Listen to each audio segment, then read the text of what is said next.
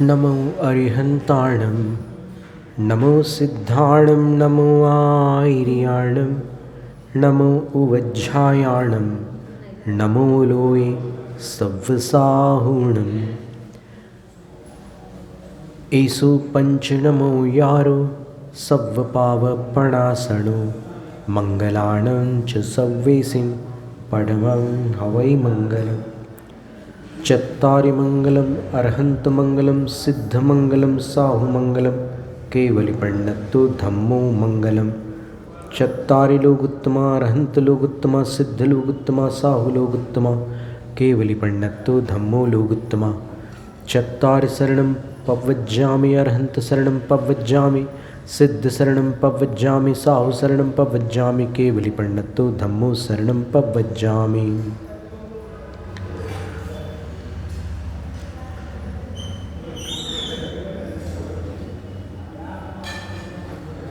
जम्बूद्वीप भरत क्षेत्र आर्यखंड भारत देश के हुंडाव सर्पणी काल के 11वें तीर्थंकर श्रेयांसनाथ भगवान आज शिखर जी से निर्वाण धाम को सिधारे। सर्वप्रथम उनको भक्तिपूर्वक नमस्कार, अंचेमी पूजेमी वंदामी नमनसामी।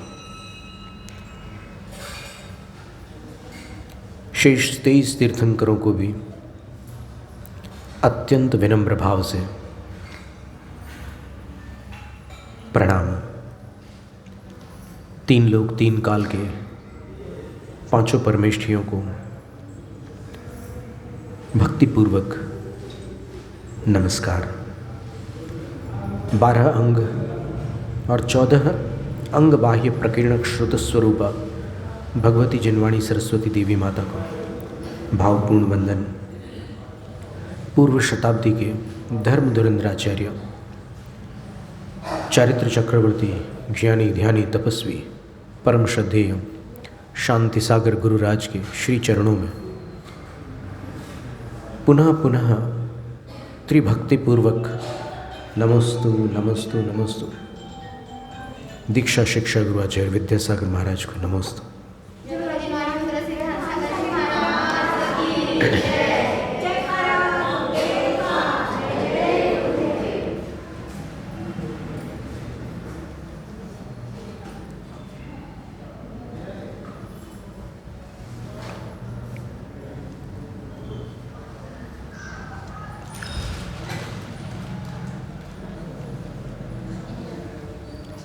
वसुनंदी श्रावकाचार में सम्यक दर्शन के 8 अंग और सम्यक दर्शन के 8 गुण भी बताए हैं, और चारित्र पाहुड़ में सम्यक दर्शन के 8 चिन्ह,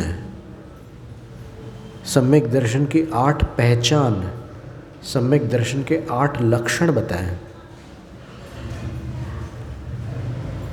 और 8 अंग गुण लक्षण, इन सभी में एक वात्सल्य समान रूप से ग्रहण किया गया है। 8 अंगों में भी वात्सल्य अंग है, 8 गुणों में वात्सल्य गुण है, और 8 लक्षणों में वात्सल्य लक्षण है। किसका? सम्यक दृष्टि का कि सम्यक दर्शन का? ये किसके अंग है? सम्यक दृष्टि के कि सम्यक दर्शन के? सम्यक दर्शन के। ये हमेशा ध्यान में रखना, सम्यक दृष्टि के अंग नहीं। सम्यक दृष्टि सांप भी हो सकता, तो उसके क्या अंग होंगे? कोई पक्षी भी हो सकता है, कोई मछली भी हो सकती है, कोई और प्राणी हो सकता है, देव मनुष्य नारक कोई भी हो सकता है। सैनी पंचेंद्रिय होता है, गर्भज सम्मूर्छनज अथवा औपपादिक उपपाद जन्म वाला कोई जीव हो सकता है। तो ठीक है, तो आज वात्सल्य दिवस के रूप में मनाया जाता है, और वो बहन भाई वाला वात्सल्य भी आज मनाया जाता है। आज बड़ा पवित्र दिन माना जाता है। और इसकी भी एक कथा है। मुग़ल साम्राज्य के समय कोई ऐसी घटना हुई थी जब वो हाथ में एक धागा बांध करके एक रक्षा का संकल्प, जिसके हाथ में बांधा जाता है वो संकल्प करता है, और जो बहन बांधती है वो उसके प्रति मंगल कामना करती है। फिर मंगल कामना के साथ में कुछ दक्षिणा भी लेती है। बहन थोड़ी सी भेंट उपहार के रूप में भी कुछ वस्तुएं स्वीकार करती है और भाई का मुंह मीठा करती है। तो बड़ा प्रेमपूर्ण त्यौहार है। इस पर कितने सुंदर सुंदर गीत हैं, और बड़े बड़े पार्श्व गायक और गायिकाओं ने उन गीतों को गाया है। बड़े बड़े संगीतकारों ने उनकी लय बनाई है, और बड़े बड़े म्यूज़िक अरेंजर्स ने उनका संगीत व्यवस्थित किया है। अब बहुत कम लोग जानते हैं कि जो फिल्मों में प्रसिद्ध गीत आते हैं, पुराने समय में जो आते थे,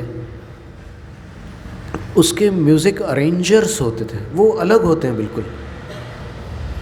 वो म्यूज़िक अरेंजर्स जो होते थे वो गोवा के एक सेबेस्टियन जी थे। वो पूरे वायलिनिस्ट और सबको तैयार रखते थे, तो वो लोग उसकी अरेंजिंग करते थे और फिर उसकी सेटिंग करते थे। म्यूज़िक डायरेक्टर लय बना कर देते थे कि देखो ऐसा सरगम है, तुमको ऐसे गाना है, भैया मेरी नन, वो बना कर दे दिए राग कलावती में, तो राग वो तैयार हो गया गीत। और उसको पूरा सेटअप करना होता था उनको, अरेंजर्स को, और ज़बरदस्त काम होता था। तो म्यूज़िक डायरेक्टर ऐसे ऐसे इशारा करते हैं, तो वो उसमें वो इशारे ऐसे नहीं होते कि बिल्कुल कुछ भी इशारे कर दो, आप खड़े होकर के कुछ भी कर दो, ऐसा नहीं होगा। उसमें कुछ संकेत होते हैं, और उन संकेतों से वो लोग, जो वाद्यवृंद है वो अपना कार्य करता है। तो अभी आज भी कहीं कहीं ऐसे शोज़ देखने मिलते हैं। तो बड़े सुंदर सुंदर गीत हैं राखी के ऊपर।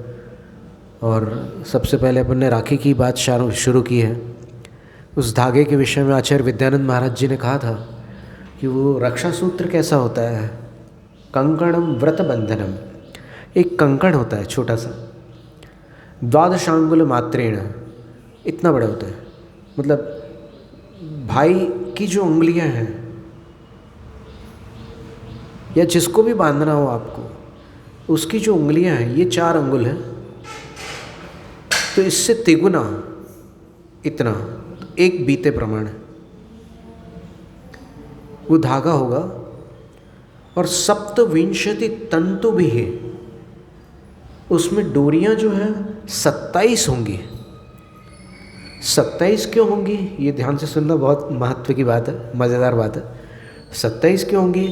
क्योंकि 7 तत्व होते हैं, 9 पदार्थ होते हैं, 6 द्रव्य होते हैं, और 5 आस्तिकाएँ होते हैं।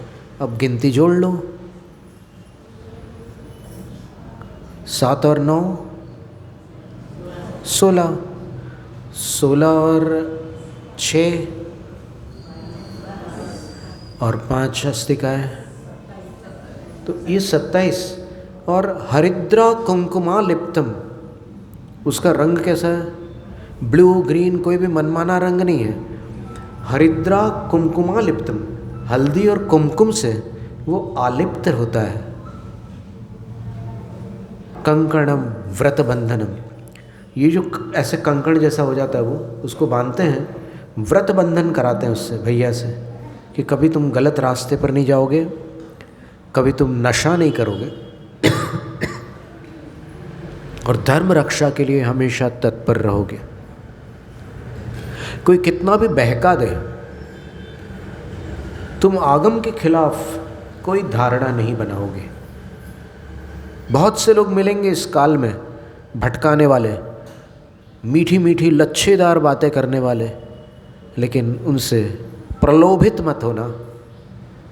अपनी आस्था को सुरक्षित रखना, क्योंकि श्रद्धा है तो धर्म की जड़ सुरक्षित है। ज्ञान कम हो या चर्या में त्रुटियां हो, वो तो कालांतर में ठीक हो सकते हैं। अगर जड़ सुरक्षित रहेगी तो फिर वृक्ष का पुनरुद्धार हो सकता है। अगर जड़ सुरक्षित नहीं है, सम्यक दर्शन नहीं है, तो फिर ज्ञान और चारित्र केवल संसार में ही भ्रमण करा सकते हैं, संसार से पार नहीं लगा सकते। तो समझ में आया? 12 अंगुल का। अब आप देखना जिसकी हाथ कलाई में बांधना हो आपको, उसकी कलाई की मोटाई देख लेना थोड़ी सी, कैसे क्या है। 12 अंगुल बताया। 12 अंगुल इसलिए बताया क्योंकि सारा ज्ञान 12 अंगों में भरा हुआ है कि नहीं? गणधरों ने जो द्वादशांग की रचना की, उन द्वादशांग में सब कुछ भरा हुआ है, उससे परे कुछ भी नहीं है। अंग बाह्य श्रुत की रचना तो अल्पायु, अल्प बुद्धि और अल्प शक्ति जीवों के लिए आराती आचार्यों ने, उन विद्वान आचार्यों ने की है, जो गणधरों के शिष्य प्रशिष्य की श्रेणी में आते थे और जिनके पास उतना ही ज्ञान था, पूरे 12 अंगों का ही ज्ञान था, उससे कम नहीं था। तो उन्होंने 12 अंगों में से संक्षिप्तांगार्थ विन्यास वचनम अंग बाह्यम श्रुतम, संक्षिप्त सार को वचनों में निबद्ध कर दिया। वो क्या है? सामायिकं चतुर्विंशतिस्तवं वंदना प्रतिक्रमण। सामायिक 24 भगवान की स्तुति, वंदना, प्रतिक्रमण, 10 वैकालिक, उत्तराध्ययन, पुंडरीक, महापुंडरीक में प्रायश्चित का वर्णन होता है, कल्प और ऐसे, और कुल मिलाकर के उसके 14 भेद होते हैं। उनको 14 प्रकीर्णक कहते हैं। हम प्रारंभ में जिनवाणी माता को प्रणाम करते समय द्वादशांग और 14 अंग बाह्य प्रकीर्णक स्वरूपा भगवती जिनवाणी माता को प्रणाम करते हैं। वो एक दृष्टि से 12 अंगों से अलग है अंग बाह्य, दूसरी दृष्टि से उनका सार है, ऐसा है। तो 12 अंगुल का वो धागा होगा इतना, एक बीता होता है ना 12 अंगुल का, आप नाप के देखना, ये 4, फिर ये 4, फिर ये 4, ये पूरे 12 अंगुल का एक बीता होता है। फिर 27 तंतु स्मरण है आपको? कौन से? देखो वो 7 तत्व, 9 पदार्थ, 6 द्रव्य और 5 अस्तिका है। ये तो संख्या हो गई, उनके नाम पता है? अच्छा, तत्व और पदार्थ में क्या अंतर है? और अस्तिकाय और द्रव्य में क्या अंतर है? कुछ पता है आपको? ये कैसा क्या हिसाब है? चलो ठीक है, आज पर्व का दिन है तो आज हम भारी व्याख्यान करके आप पर भार नहीं लादना चाहते, किसी और दिन अपन इस पर विस्तार से चर्चा करेंगे। तो आज ये बहन भाइयों वाली बात हो गई। और इसके अतिरिक्त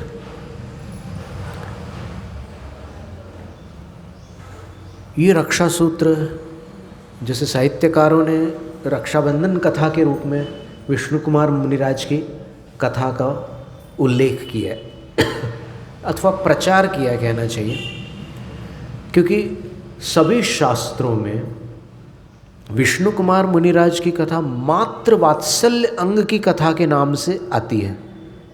रक्षाबंधन की कथा के नाम से किसी शास्त्र में विष्णु कुमार मुनि की कथा नहीं है। लेकिन हाँ, साहित्यकारों ने ज़रूर ऐसा उल्लेख किया। और कैसा उल्लेख किया? पहले वो विष्णु कुमार मुनिराज की कथा सुन लो, और उसके अंत में जो साहित्यकार कल्पना शक्ति वाले होते हैं, तो उन्होंने बात जोड़ी है, वो आप बाद में सुनिएगा।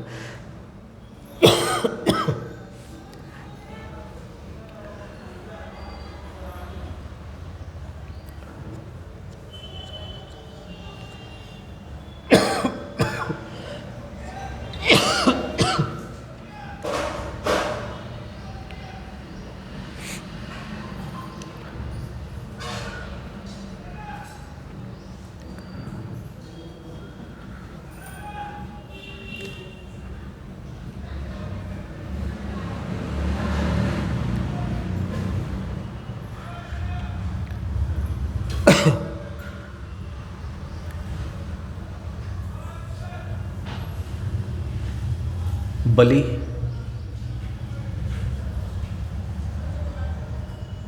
प्रहलाद, शुक्र और बृहस्पति अथवा नमुची, ऐसे 2 नाम मिलते हैं। ये 4 विद्वान ब्राह्मण थे और अपने अपने मतों में बड़े दृढ़ थे।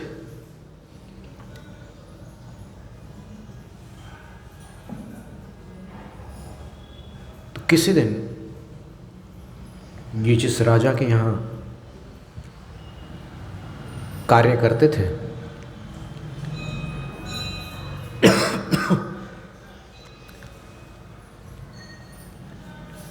उस राजा ने छत पर टहलते हुए मंत्रियों से पूछा कि मंत्रीगण, क्या बात है, आज नगर में कुछ कोलाहल सा सुनाई दे रहा है।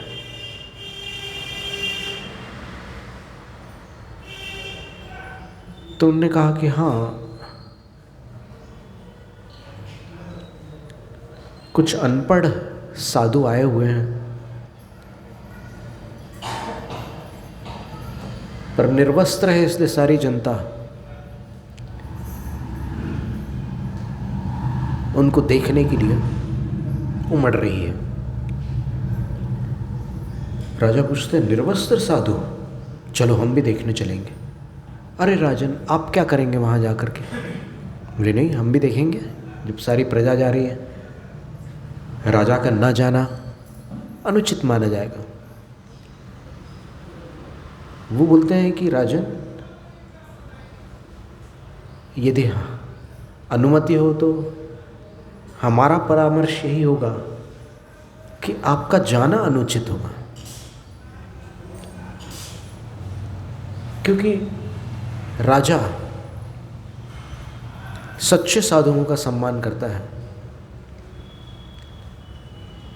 राजा निरक्षर अज्ञानियों का सम्मान कैसे कर सकता है? फिर भी राजा उनकी बात को गौण करके कहता है कि तब भी हम देखते हैं वो ज्ञानी है या अज्ञानी, हम स्वयं देखना चाहते हैं। चल पड़ते हैं। वहाँ पहुँचकर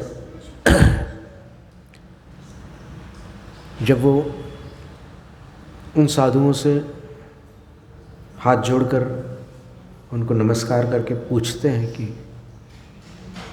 हे गुरुवर, कुछ हमें उपदेश दीजिए, कुछ हमारी धर्म संबंधी भ्रांतियां हैं उसको दूर कीजिए। तो राजा के आने से पहले जो अवधि ज्ञानी गुरु थे, अकंपनाचार्य, उन्होंने अपने विशाल संघ को, जिसमें 700 साधु थे, आदेश दिया था कि इस राजा के मंत्री दुष्ट प्रकृति के हैं, संपूर्ण संघ मौन धारण करेगा। और ये मध्याह्न के उपरांत का समय था, तो वो सब प्रतिमा योग पूर्ण करके बैठे थे। तब राजा लोग आए और उन्होंने निवेदन किया, कोई किसी ने उत्तर नहीं दिया।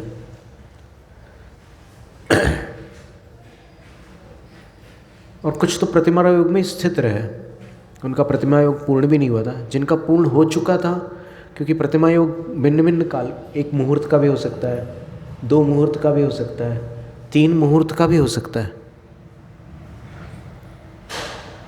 तो एक साधु कुछ विलंब से आहारचर्या करके लौट रहे थे, और ये लोग वापस लौट रहे थे। तो और वो लोग आलोचना कर रहे थे साधुओं की कि देखो राजन, हमने कहा था ना कि अगर ज्ञान होता तो उत्तर देते ना वो आप। बिल्कुल पशुओं के समान चुपचाप बैठे रहो। आप इतने बड़े राजा हो और आपको कोई प्रत्युत्तर नहीं दिया उन्होंने। यहाँ तक कि उन्होंने आशीर्वाद तक नहीं कहा। इसीलिए हम तो पीछे खड़े रहे, हमने तो प्रणाम भी नहीं किया उनको। तब फिर राजा कुछ नहीं बोला, लेकिन जैसे ही वो सामने से एक साधु आ रहे थे तो उनको देखकर चारों में से एक ने बोला कि देखो एक जवान बैल चला रहा है।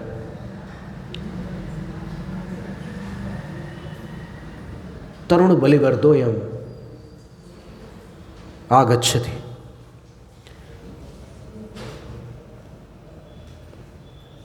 मुनिराज मंद स्मित उनके मुख पर प्रकट होता है। तब राजा उनकी मुस्कान को देखकर समझ जाते हैं कि इसमें कोई रहस्य है, और वो क्रम का उल्लंघन न करके पहले अभिवादन करते हैं मुनिराज का कि हे साधु, हम आप प्रणाम करते हैं।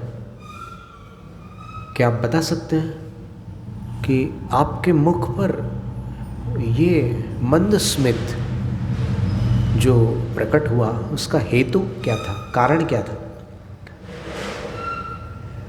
मुनिराज कहते हैं कि आपके मंत्रियों ने जो मुझे अभी संबोधन दिया, जो मेरा वर्णन किया, वो किसी अपेक्षा से सत्य था, और इसलिए मैंने प्रसन्न होकर मंद स्मित अपने मुख पर उपस्थित होने दिया।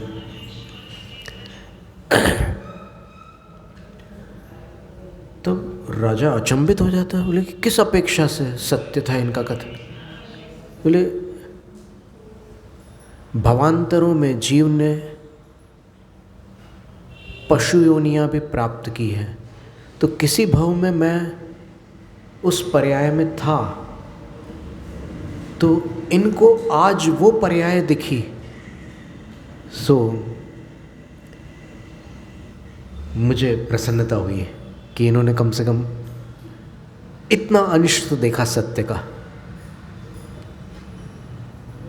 तब फिर राजा तत्काल समझ गए कि ये असाधारण विद्वान है, ये साधु कोई सामान्य साधु नहीं है।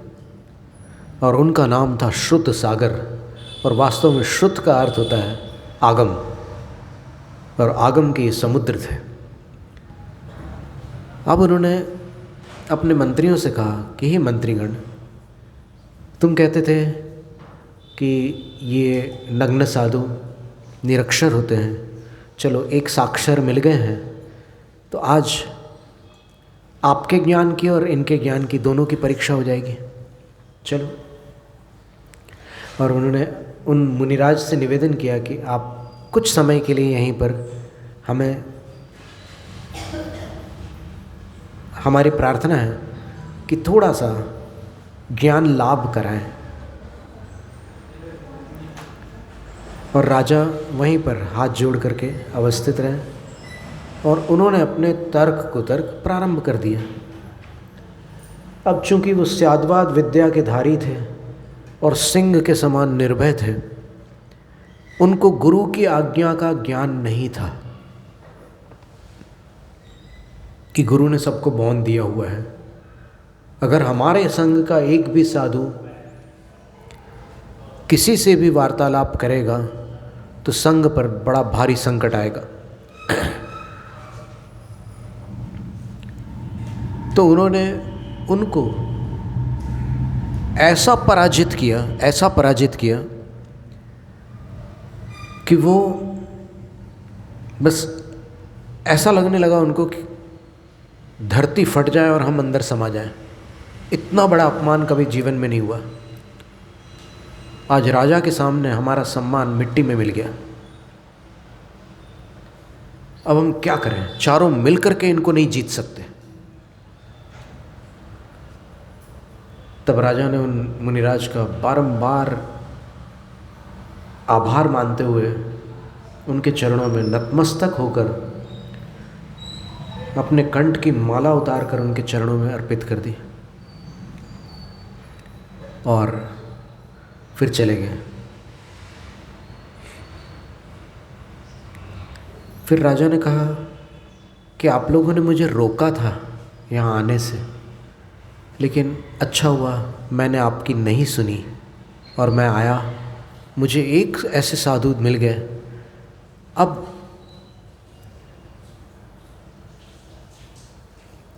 एक दाने से खिचड़ी का पता चल जाता है कि कितनी पकी है।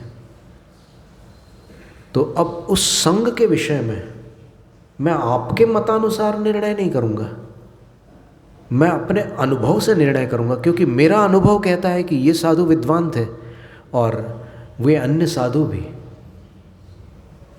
हो सकता है विद्वान हो लेकिन उस समय मौन हो।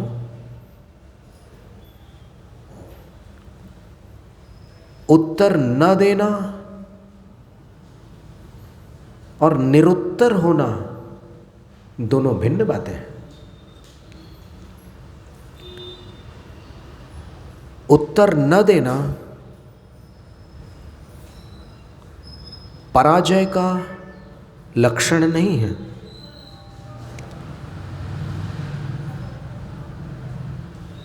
और बस लौट जाते हैं। श्रुत सागर मुनि अकंपनाचार्य के पास आकर के निवेदन करते हैं कि ऐसी मार्ग में घटना हो गई। तो आचार्य कहते हैं कि हमने संघ को मौन रहने का आदेश दिया था, आपको जानकारी नहीं थी, तो अब आपने जो वार्तालाप किया है उसके फलस्वरूप एक प्रचंड उपसर्ग उपस्थित हो रहा है। तो श्रुत सागर मुनिराज कहते हैं कि गुरुवर, उसका कोई उपाय, संग पर उपसर्ग न हो उसका कोई उपाय? उसका एक उपाय है, जिस स्थल पर शास्त्रार्थ हुआ था उस स्थल पर आपको कायोत्सर्ग में स्थित रहना है।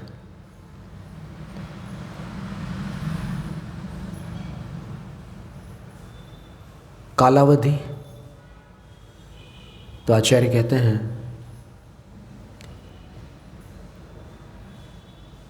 स्वयं समझ जाओगे। वो वहाँ खड़े हो जाते हैं।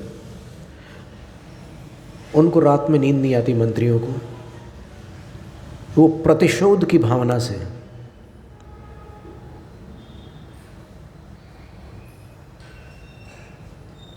संघ का वध करने हेतु खड्ग लेकर निकल पड़ते हैं।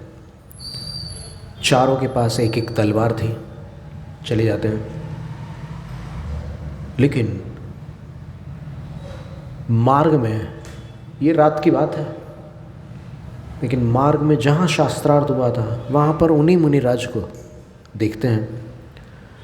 कुछ चंद्रिका में अर्थात चांदनी में उनको समझ में आ जाता है कि यही तो है वो साधु, तो हमें उन लोगों से क्या लेना देना है जो चुपचाप बैठे हुए थे। इनके कारण ही तो हमारा सम्मान नष्ट हुआ है, तो चलो अपन एक साथ इन पर वार करते हैं। तो चारों एक साथ तलवार उठाते हैं और जैसे ही वार करने वाले होते हैं, वन देवता का आसन कंपित हो जाता है और वो उनको यथावत किलित कर देता है। जिस मुद्रा में थे उसी मुद्रा में मूर्ति जैसा जड़ बना देता है उनको।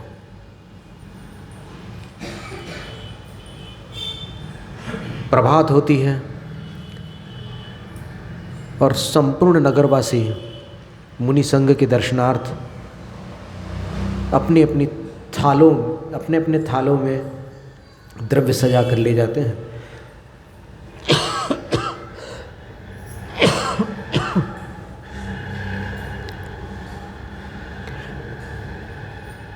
यही सनातन परिपाटी है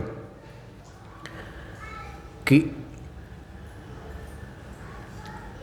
आराधना के समय आराध्य को अपनी वस्तु भेंट करना, अर्पित करना, और भिक्षा दान के समय अपनी वस्तु आहार दान में देना।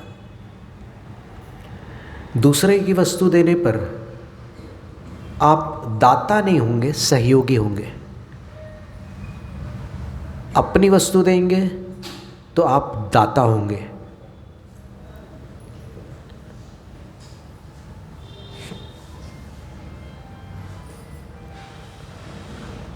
तो वो सब जाते हैं और मार्ग में इस दृश्य को देखकर चौंक जाते हैं कि अरे ये क्या है।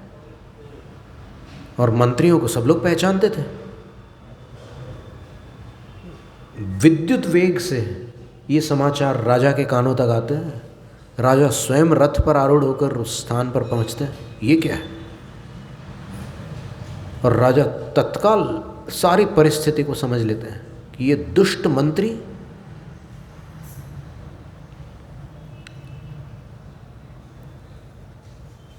ये जैन साधु से पराजित हो गए तो उनका वध करने को तत्पर हो गए। चलो अब मैं बताता हूं इसका क्या फल होता है। और राजा उनके लिए मृत्युदंड की घोषणा करता है, लेकिन वो कीलित थे, हिल ही नहीं रहे थे। और उस समय मुनिराज का वो कायोत्सर्ग पूर्ण होता है और मुनिराज राजा से कहते हैं कि राजन, इनको मेरे निमित्त से मृत्युदंड न प्राप्त हो, ऐसी मेरी भावना है। तो राजा उन मंत्रियों को देखकर कहता है कि देखो, ये विद्वान तो है ही, लेकिन कितना उच्च चारित्र है इनका। और अन्य मतों में एक श्लोक बड़ा प्रसिद्ध है, पुष्पकोटि समन स्तोत्रम स्तोत्रकोटि समो जपः जपकोटि समन ध्यानम ध्यानकोटि समा क्षमा।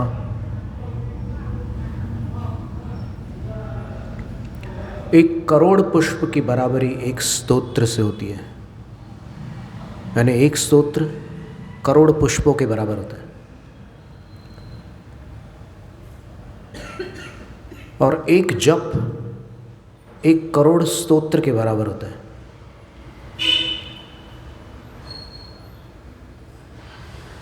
और ध्यान करोड़ जप के बराबर होता है।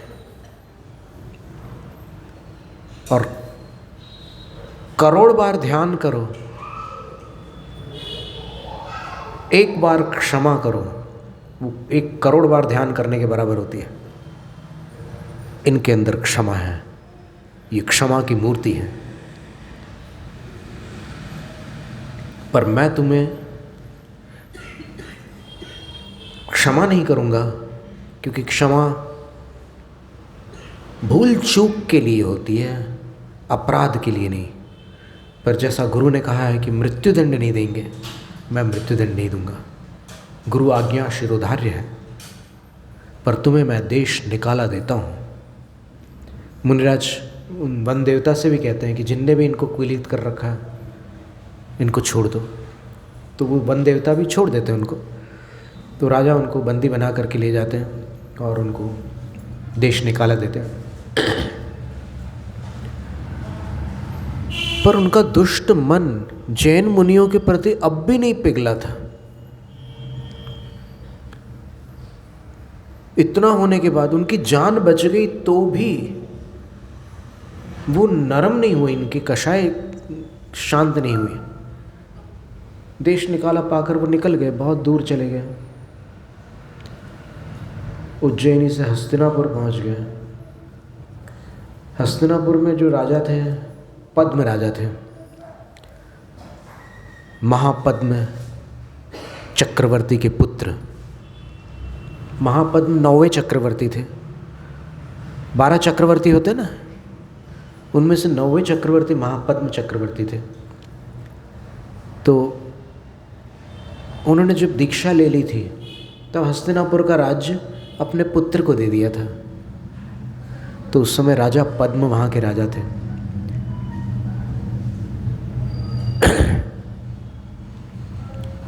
तो राजा पद्म ने घोषणा कर रखी थी कि एक शत्रु जिसको मैं पराजित नहीं कर सका हूँ, उसको जो पराजित करेगा उसको मैं अपना मंत्री बनाऊंगा। तो इन चारों मंत्रियों ने जो वहाँ से निष्कासित थे, उन्होंने ये समाचार सुना तो उनको लगा कि अच्छा ऑफर है आज की भाषा में अच्छा अवसर है। वो छल बल से उसको बंदी बना करके ले आते हैं और राजा के समक्ष प्रस्तुत कर देते हैं। राजा उस शत्रु राजा से उसको बंधन मुक्त करके उसका सत्कार सम्मान करके मित्रता स्थापित कर लेता है और वो राजा को ससम्मान अपने राज्य तक छोड़ाता है और इनको मंत्री बना देता है। चारों मंत्री बन जाते हैं और फिर काल व्यतीत होने लगता है। अकम्पनाचार्य का संग विहार करते करते हस्तिनापुर के बाह्य भाग में पहुंचता है। धरणीभूषण पर्वत पर कहीं दूर राजा पद्म के जो बड़े भाई थे वो तपस्या कर रहे थे। वो भी मुनिराज थे। पिता के साथ उनने भी दीक्षा ली थी, लेकिन पिता कहीं और थे और वो कहीं और थे। पिता तो मोक्षगामी थे और वो भी मोक्षगामी थे। वो तपस्या कर रहे थे और इधर ये घटनाक्रम एक अजीब सा घटनाक्रम होता है। राजा पद्म ने जब अपने शत्रु राजा के विषय में ऐसी घोषणा की थी और इन मंत्रियों ने उसको पूर्ण कर दिया था उस निर्देश को, तो प्रसन्नतावश मंत्रियों को वरदान दिया था और मंत्रियों ने ये कहा था कि इस वरदान को हम आपके पास धरोहर के रूप में रखते हैं, जब आवश्यकता पड़ेगी तब आपसे हम ले लेंगे। तो जैसे ही वो 700 मुनिराजों के आगमन का समाचार मिलता है उनको, तब तुरंत बलि आदि चारों मंत्री आकर के कहते हैं कि राजन, हमारा वरदान अब हमें दीजिए। बोलो क्या मांगते हो? मैं वचनबद्ध हूँ और क्षत्रिय वचन भंग नहीं करते। तो कहते हैं कि हमें 7 दिन का राज्य चाहिए, बस ले लो।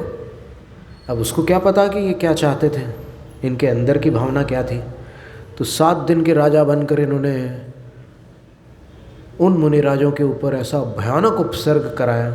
उन्होंने सबको पता भी नहीं चलने दिया कि क्या कर रहे हैं वो। और वहाँ पर ऐसा आयोजन किया, ऐसे जैसे अभी यहाँ पर ये हवन कुंड बना हुआ है, तो उन्होंने इस प्रकार के बहुत सारे कुंड बना दिए। वो जहाँ जहाँ मुनिराज विराजमान थे, सब चतुर्मास चल रहा था, श्रावण का महीना था, और ऐसे कुंड बना दिए और उसमें अग्नि और फिर ऐसी ऐसी समिधाएँ, ऐसी ऐसी सामग्रियाँ उसमें डाली कि जो अधिक धुआं उत्पन्न करने वाली थी। और ऐसा धुआं, कुछ ऐसी चीज़ें मिलाई थी उनने कि वो धुआं कंठ को हानि पहुंचाने वाला था। कोई भी उस धुएं को अंदर लेगा तो उसको गले में तकलीफ हो जाएगी। और फिर वो सामग्री डलवाता तो सबके मुंह पर उनने वस्त्र बंधवा दिए थे जो उनके आदमी थे। तो बहुत भयंकर उपसर्ग हो गया उन मुनिराजों पर, एकदम उनका गला रुंधने लगा। कुछ मुनिराज तो ऐसे गिर पड़े नीचे, श्वास ठीक से न ले पाने के कारण। और इसी बीच कहीं दूर किसी नगर में छत के ऊपर बैठकर, उस समय निरभ्र आकाश था, संयोग से उस दिन बादल नहीं थे, तो ऊपर छत पर किसी वसतिका पर एक आचार्य संघ ऊपर बैठा हुआ था और सायंकाल का समय था। श्रवण नक्षत्र ऊपर आकाश में टिमटिमा रहा था, यानी सूर्यास्त हो चुका था लेकिन श्रवण नक्षत्र टिमटिमा रहा था और उसमें कुछ कंपन था। उस कंपन को देखकर वहाँ पर एक शुल्लक महाराज थे, ब्राजेष्णु जिनका नाम था, वो बोले कि अरे बड़े संकट का समय आ गया, कहीं सैकड़ों मुनिराजों पर घोर उपसर्ग हो रहा है। जैसे ही उनके गुरु के कानों में ये वाक्य पड़ा कि वो जो ज्योतिर्विद्या के जानकार क्षुल्लक नक्षत्र के कंपन से मुनियों पर उपसर्ग की बात कर रहे हैं, उनके पास अवधि ज्ञान था। कहीं सागर दत्त आचार्य नाम लिखा उनका, कहीं और कुछ नाम है, तो वो बड़े आचार्य थे। उन्होंने अपने अवधि ज्ञान से जान लिया कि हस्तिनापुर में बड़े भारी उपसर्ग को प्राप्त हुए हैं अकंपन आचार्य और उनके पूरे 700 शिष्य। और इस घोर उपसर्ग का निवारण कौन कर सकता है? हाँ, वो धरणी भूषण पर विराजमान मेरा शिष्य वो कर सकता है। तो अब आप समझ गए होंगे उनका नाम क्या था। इसलिए हमने नाम पहले नहीं बतलाया था कि आप अवसर पर पहचान लें कि वो कौन थे। तो महापद्म चक्रवर्ती के ज्येष्ठ पुत्र विष्णु कुमार मुनिराज थे वो।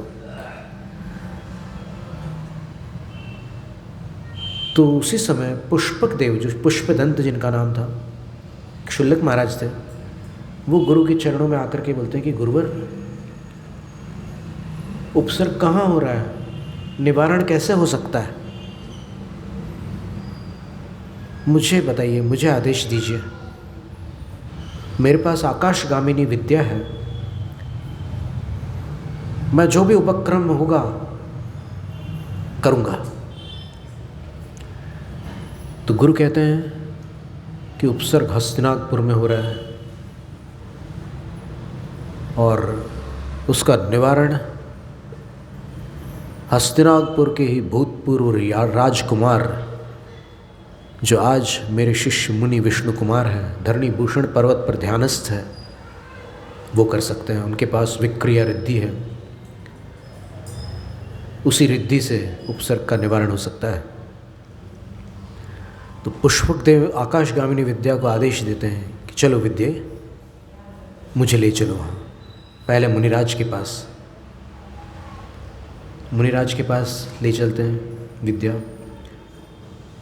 तो घनघोर अंधकार था। विद्या जब तक वहाँ पहुँचाती है तब तक एकदम अंधेरा हो चुका था और उस वन में, जहाँ उस धरणी भूषण पर्वत के ऊपर घनघोर जंगल भी था, तो वहाँ पर अजगरों की आवाज़ आ रही थी, सांस लेने की, वो जो ऐसी आवाज़ निकलती उनकी, और सर्पों की फुंकार ध्वनि और अन्य हिंस्र पशुओं की गर्जनाएं और खूंखार जानवरों की और भी आवाज़ें वहाँ सुनाई दे रही थी।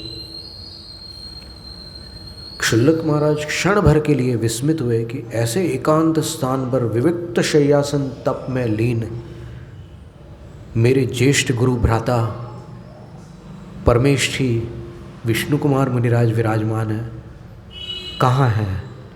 तो विद्या उनको वहीं पास में ही छोड़ गई थी, पास में ही लाकर स्थापित किया था विद्या ने। तो वो देख लेते हैं, एक आकृति, मूर्ति जैसी आकृति उनको दिखाई देती है अंधेरे अंधेरे में।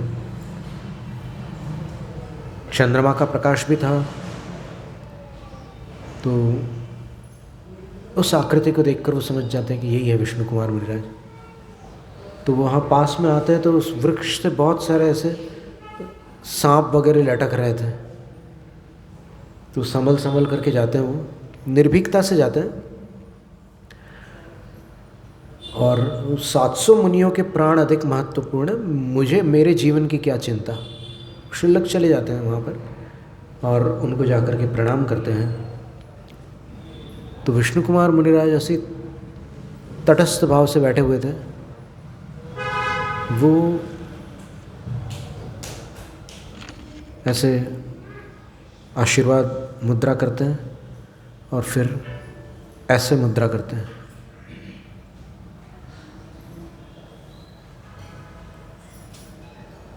यानी आशीर्वाद मुद्रा में तो उनके लिए आशीर्वाद था, समाधिस्तेस्तु। ये आशीर्वाद भी अलग अलग प्राणियों के अनुसार अलग अलग प्रकार के होते हैं, सबको एक आशीर्वाद नहीं होता।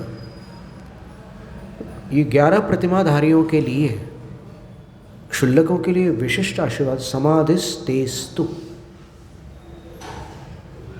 ये आशीर्वाद। आर्यकाओं के लिए अलग आशीर्वाद होता है, कर्म क्षयोस्तु, ये आशीर्वाद होता है।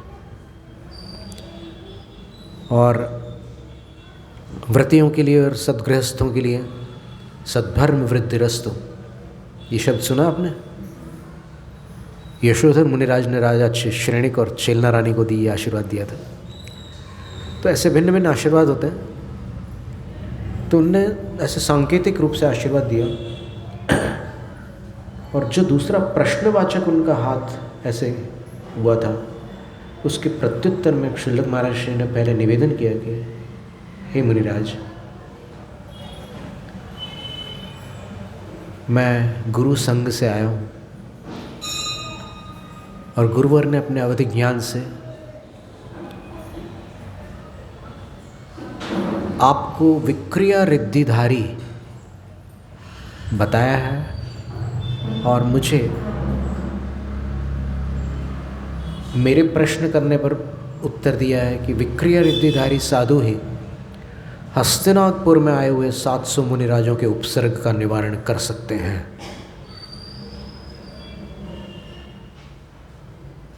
इसलिए मैं आपके चरणों में उपस्थित हूँ। विष्णु कुमार मुनिराज को पता नहीं था कि मेरे पास रिद्धि है। वो तो अपने आप को बहुत साधारण साधु समझ रहे थे। जो महान होते हैं वो हमेशा अपने आप को साधारण समझते हैं, और जो अपने आप को असाधारण समझते हैं वो हमेशा साधारण निकलते हैं।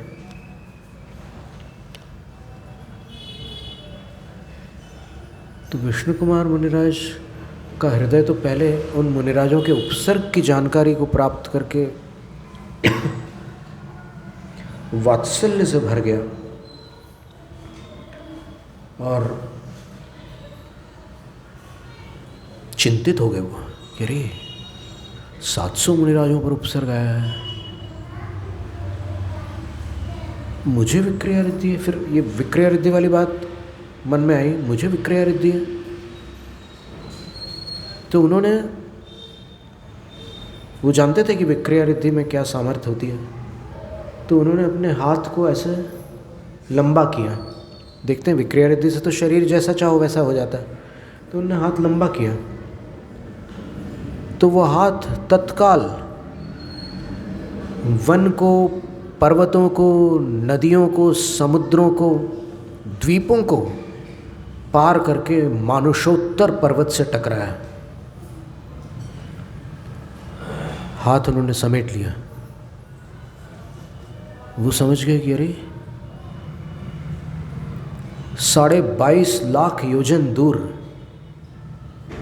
ये मेरू पर्वत से 22.5 लाख योजन दूर मानुषोत्तर पर्वत है, और मैं भरत क्षेत्र में हूँ, तो कुछ योजन और कम कर लेते हैं, वहाँ से 50,000 कम कर लेते हैं। इतनी दूर मेरा हाथ चला गया, तो अब विलंब का कार्य नहीं है, अब मुझे अपना कर्तव्य पूर्ण करना है।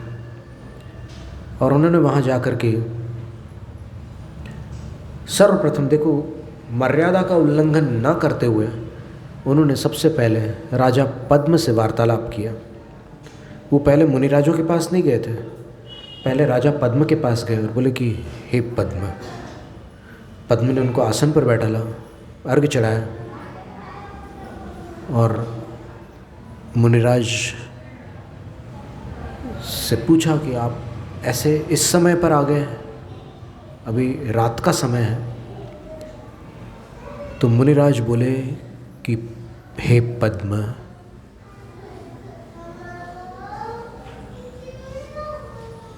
क्या अपनी कुल परंपरा में कभी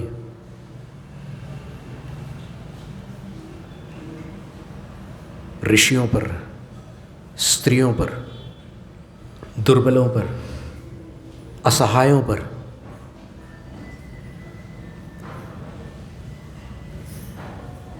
बालकों पर, निरपराधों पर संकट आने दिया है किसी राजा ने? उत्तर दो। पद्म राजा कहता है कि गुरुवर, मैं राजा नहीं हूं। 7 दिन के लिए वो 4 ब्राह्मण राजा हैं। यदि मुझे पता होता कि ये ऐसा करना चाहते हैं तो कुछ और स्थिति होती, लेकिन मैं वचनबद्ध हूं, क्या करूं? आप समर्थ हैं, मैं आपसे करबद्ध आग्रहपूर्वक प्रार्थना करता हूं कि इस संकट का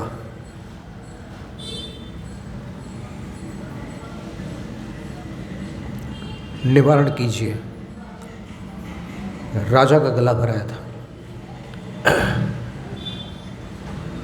कोई किसी को सहन नहीं हो रहा था वो उपसर्ग, केवल मुनिराज सहन कर रहे थे और किसी को सहन नहीं हो रहा था। तब विष्णु कुमार मुनि ने,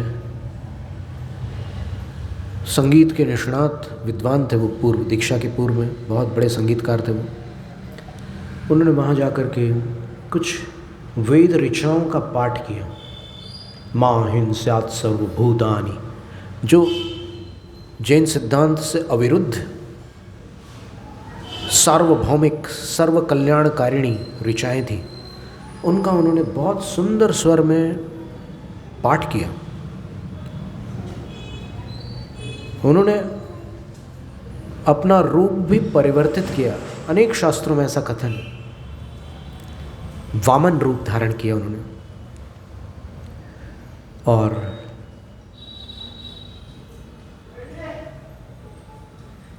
वो उनके यज्ञ का एक ऐसा दिन था जिस दिन किमिच्छक दान होता है। तुम्हारी क्या इच्छा है बोलो? तो बोलता है कि मुझे 7 गाय चाहिए। तथास्तु, वो दान दे दिया जाता है उसको। और दान उनकी विधि से होता है, वो मंत्र पढ़ते हैं और जो याचक है उसके हाथ पर मंत्रोच्चारण पूर्वक जलधारा करते हैं और फिर दान का संकल्प करके उसको दान देते हैं। तो बलि आदि 4 मंत्री जो इस समय राजा बन गए थे, वो अपने तंबुओं से बाहर निकलकर चंद्रमा के प्रकाश में एक छोटे से वामन को देखकर, ब्राह्मण को देखकर अचंभित हो जाते हैं और उनकी सुंदर वेद ऋचाएँ, उन सुंदर उच्चारण सुनकर बड़े प्रभावित होते हैं और बोलते हैं कि हे विद्वद श्रेष्ठ विप्र वर, किस कामना से आप ये सुंदर वेद पाठ करते हो?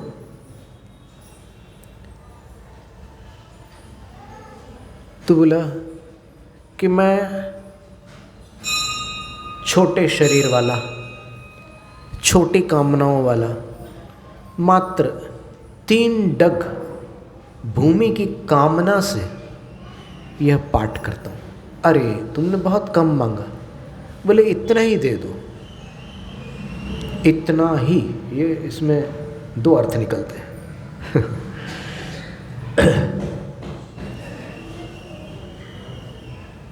कि मैं इतने में ही संतुष्ट हो जाऊंगा और इतना ही दे सको तो दे दो, दोनों अर्थ निकलते थे।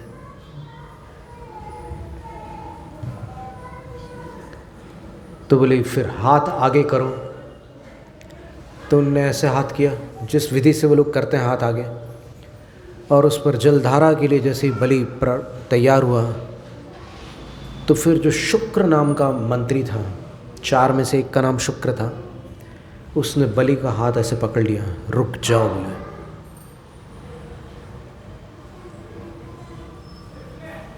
इस हाथ पर धारा मत करना।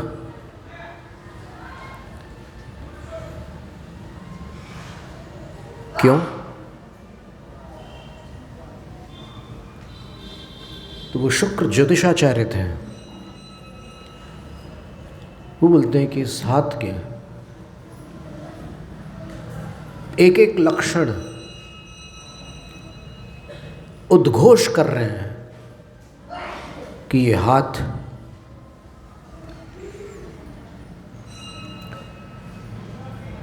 याचक का हाथ हो ही नहीं सकता।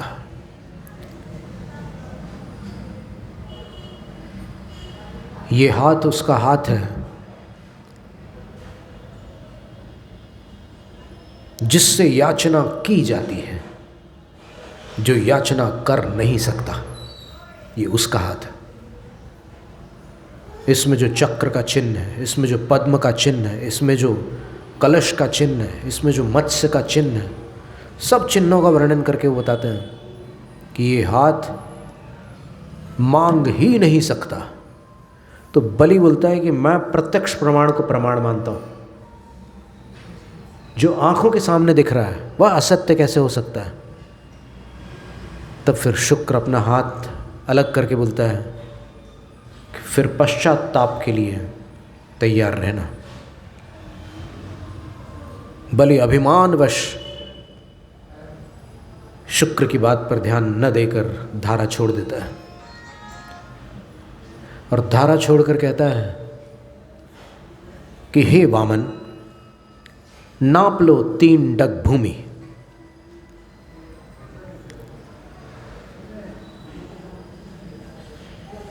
तो फिर वामन कहते हैं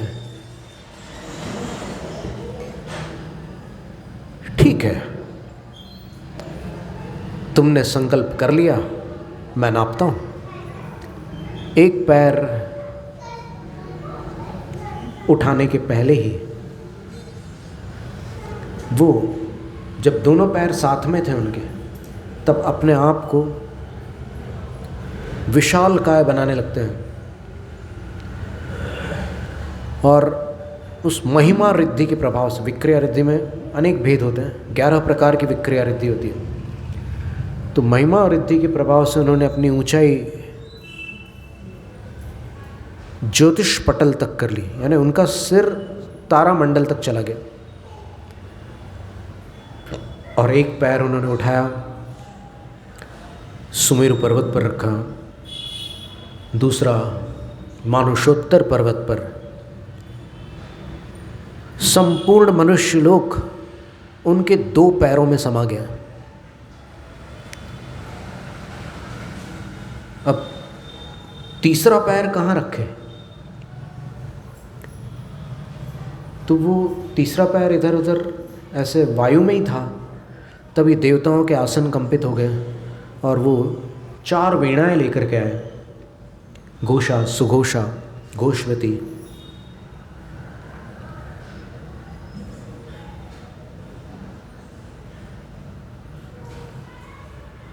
और एक नाम है।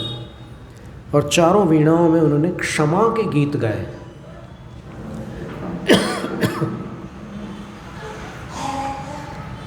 और मुनिराज से उन्होंने प्रार्थना की कि हे मुनिवर, आप कर्मों को क्षमा मत कीजिए, लेकिन बाकी जीवों को क्षमा कर दीजिए। और मुनिराज एकदम शांत होकर के फिर अपने वास्तविक स्वरूप में वहाँ खड़े हो जाते हैं। और बलि जब देखता है कि अरे ये कोई वामन ब्राह्मण नहीं है, ये तो मुनिराज है, तो इस महात्म्य को देखकर बलि का अहंकार चूर चूर हो जाता है। उसको पश्चाताप होता है कि मैंने कितना घृणा की जैन साधुओं से, मैंने बहुत पाप किए। और वो उनके चरणों में क्षमा याचना करता है, वो भी क्षमा करते हैं और वो गुरु के पास जाते हैं। धवला में लिखा है वीरसेनाचार्य महाराज ने कि कुछ काल के लिए उनको मुनि धर्म से श्रावक धर्म में आना पड़ा था। वो असंयम में नहीं आए थे, संयमा संयम में आए थे। असंयम और संयमा संयम में आकाश पाताल का अंतर है। जो लोग असंयम और संयमा संयम को तुल्य मानते हैं वो जैनागम को नहीं जानते हैं। बहुत अंतर है। तो संयमा संयम में आए, अणुव्रति हो गया उतने समय के लिए, महाव्रति से अणुव्रति हो गया। हमने ये आचार्य विद्यासागर महाराज से चर्चा की थी, तो आचार्य ने बोला कि धवला में ऐसा लिखा है कि वो देश संयम में आ गए। इसका अर्थ ये हुआ कि रिद्धि तो उनको सकल संयम में प्राप्त हुई, लेकिन देश संयम में आने के बाद भी रिद्धि नष्ट नहीं हुई। रिद्धि ने अपना कार्य किया, उपसर्ग का निवारण किया।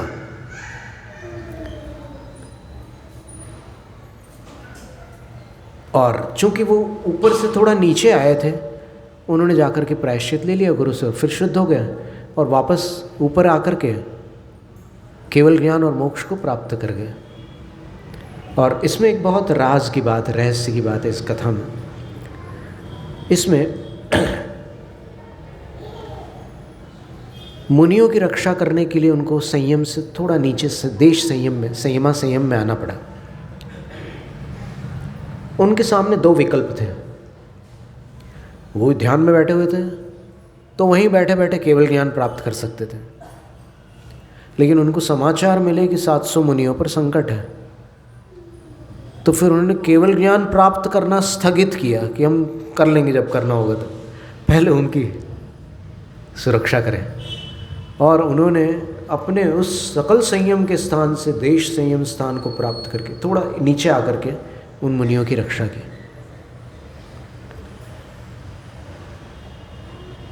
तो क्या उनने उचित किया? नीचे आना उचित था या ऊपर जाना? ये बहुत जटिल प्रश्न है, इसका उत्तर सरल नहीं है।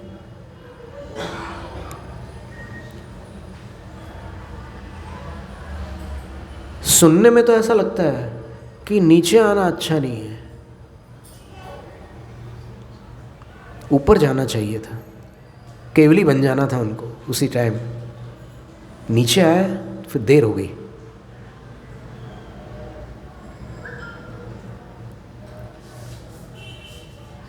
लेकिन दूसरी तरफ से अपन सोचे, जैसे अपन पहले बात आई थी ना कि सम्यक दर्शन के 8 अंगों में वात्सल्य, सम्यक दर्शन के 8 गुणों में वात्सल्य, सम्यक दर्शन के 8 लक्षणों में वात्सल्य है।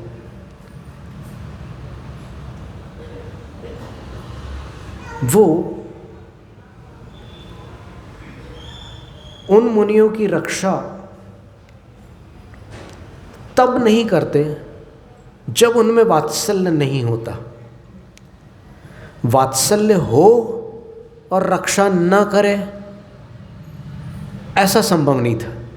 क्षमता है उनके पास रक्षा करने की, तो क्षमता होने पर भी रक्षा न करना तब संभव है जब अवात्सल्य हो।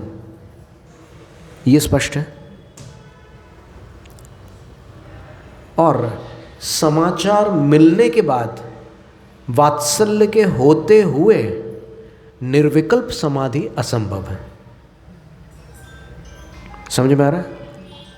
शुद्धोपयोग में जान नहीं सकते।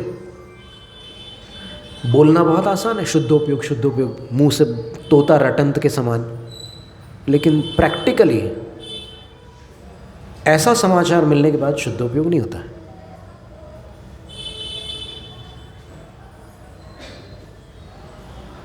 तो उनके नीचे उतरने से वात्सल्य की रक्षा हो गई, और वात्सल्य की रक्षा होने से सम्यक्त्व की रक्षा हो गई।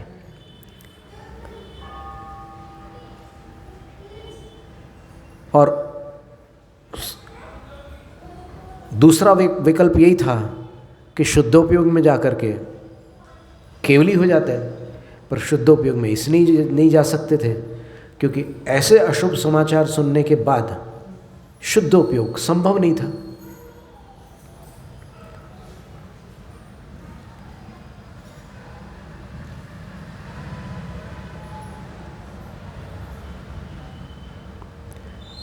तो उन्होंने चारित्र से नीचे आना स्वीकार किया, सकल चारित्र से देश चारित्र में आना स्वीकार किया, लेकिन सम्यक से मिथ्यात्व में आना स्वीकार नहीं किया। बोलो सही किया कि नहीं? बिल्कुल सही किया। इसलिए सब आचार्यों ने एक स्वर से उनकी प्रशंसा की है। कहीं भी ऐसा कथन नहीं है कि उन्होंने गलत किया, हो ही नहीं सकता, स्वप्न में भी नहीं। वो गलत कैसे कर सकते हैं? और तद्भव मोक्षगामी थे वो।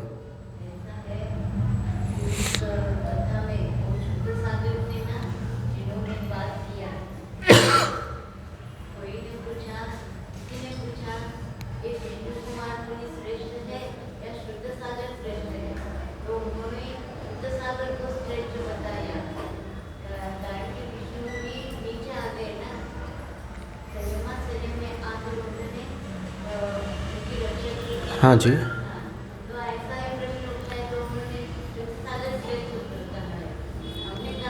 ये प्रश्न किन ने उठाया? विष्णु कुमार मुनि श्रेष्ठ हैं या श्रुत सागर मुनि श्रेष्ठ है? इस कथा में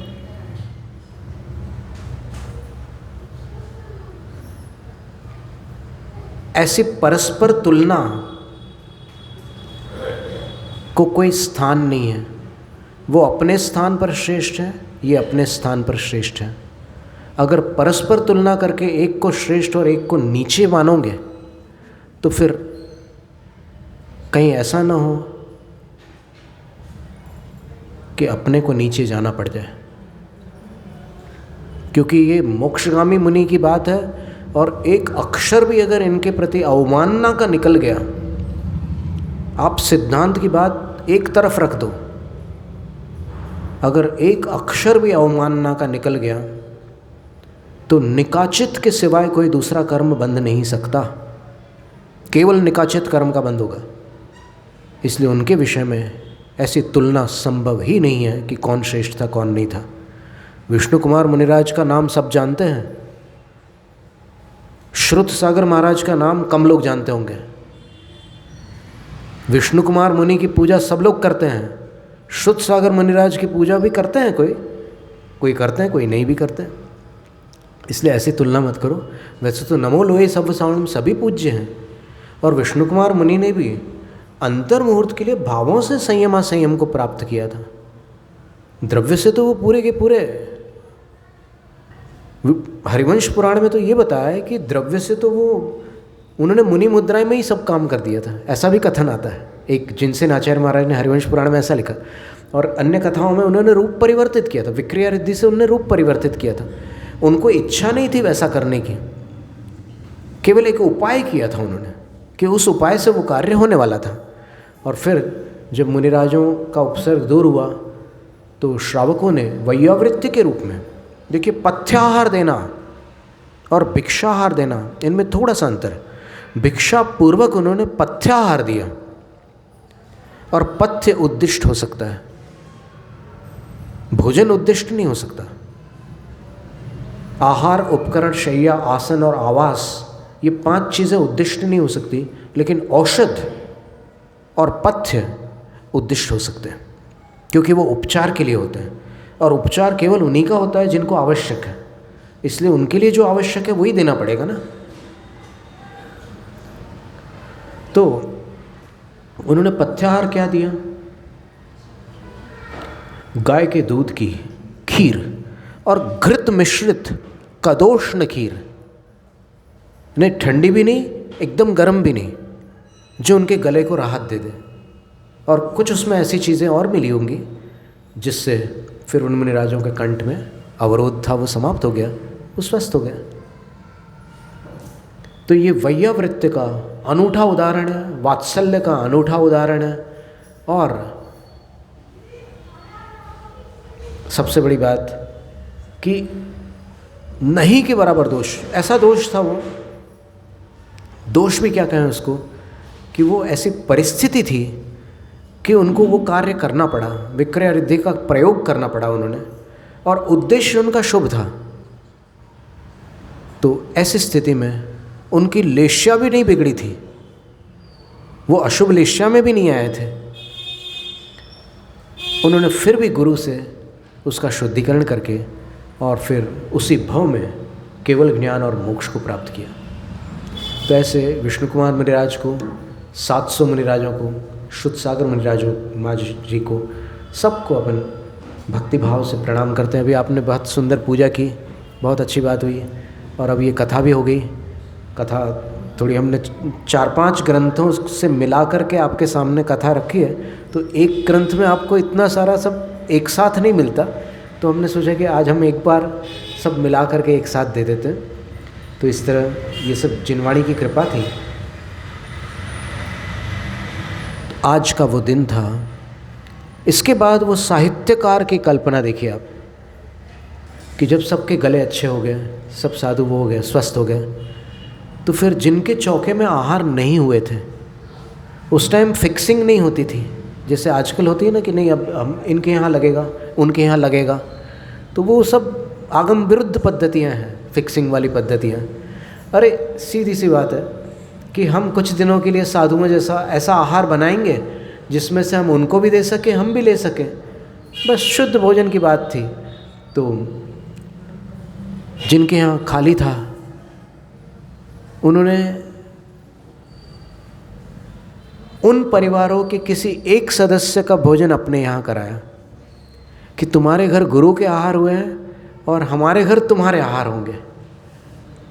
उनको आहार कराया और उसके बाद में सब ने परस्पर एक दूसरे के हाथ में एक डोरी बांधी कि अब हम संकल्प करते हैं कि इतने बड़े मुनिराज होकर के भी उन्होंने साधुओं की रक्षा के लिए रिद्धि का प्रयोग किया, तो हम श्रावक हैं। तो जब कभी ऐसी कोई परिस्थिति उपस्थित होगी, जब कभी धर्म पर कोई संकट होगा, तब हम भी धर्म की और धर्मात्माओं की अवश्य रक्षा करेंगे। तो वो संकल्प सूत्र के लिए रक्षाबंधन का पर्व है, ऐसा साहित्यकारों की कल्पना के अंतर्गत। फिर आज 11वें तीर्थंकर श्रेयांसनाथ भगवान भी शिखर जी से मोक्ष को प्राप्त हुए हैं। उनकी उस टोंक को और उनकी सिद्धि गति को और सिद्धालय में विराजमान उनकी आत्मा को बारंबार नमन। और आज श्री राम के पुत्र युगल महासती सीता के लाडले लव और कुश, वो भी चरम शरीर तद्भव मोक्षगामी पावागढ़ से निर्वाण को प्राप्त। लव और कुश ये भी श्रावणी पूर्णिमा के जन्मे हुए दोनों वीर थे, जो कभी किसी से हारे नहीं और श्री राम को भी प्रश्नोत्तर में निरुत्तर किया। ऐसे उनका भी आज जन्म दिवस था। तो इतना ही पर्याप्त है। जैनम जयतु शासनम। शास्त्र पठन में मेरे द्वारा, आप लोग बोलिए।